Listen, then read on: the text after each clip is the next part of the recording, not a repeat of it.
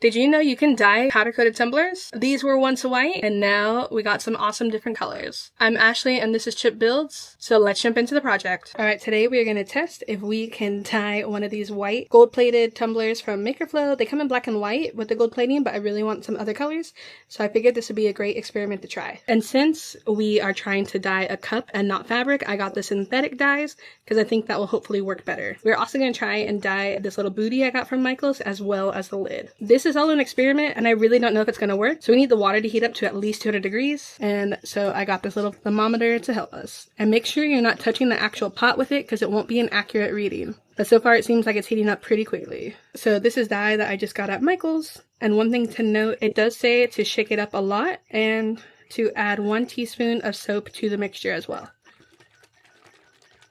Alright, our water has reached our desired temperature here. So I put the dish soap in, and then now we are going to put our dye in. I'm not going to use too much right now.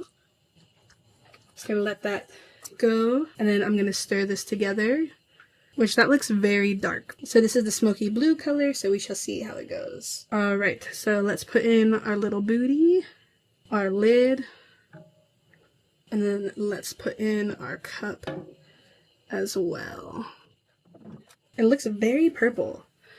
Alright, and then we have our tongs. This looks incredibly purple. Alright, I think what I'm going to do, since this color is so dark, is I'm going to add some of this teal. But it is very slowly working.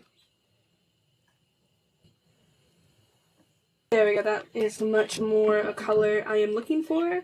But how crazy is it that this works? So it's working for the cup, it's not really working for this booty, which is totally fine. This is all an experiment after all, but I'm actually very happy with the results now. And I can't quite tell if the lid is dying as well. So just keep moving this around and make sure you're keeping that heat constant. So far, like I said, this thing is turning out great.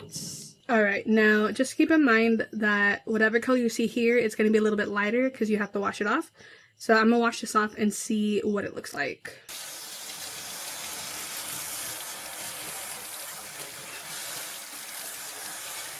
And honestly, I'm pretty happy with that, so I'm going to leave that. Alright, so we're going to do a second one, and this one we're going to be purple, because I want to engrave a Willy Wonka design on it. So I put in about half of the dye, stir it up, and then let's put the cup in. And you can already see it is starting to dye. I want to try and get a nice rich purple. So this one is dyeing much quicker than the other one. So hopefully this is going to look really cool. And so I'm just kind of making sure that the water is going over the cup as evenly as possible. Alright, so this is done, so let's get it out.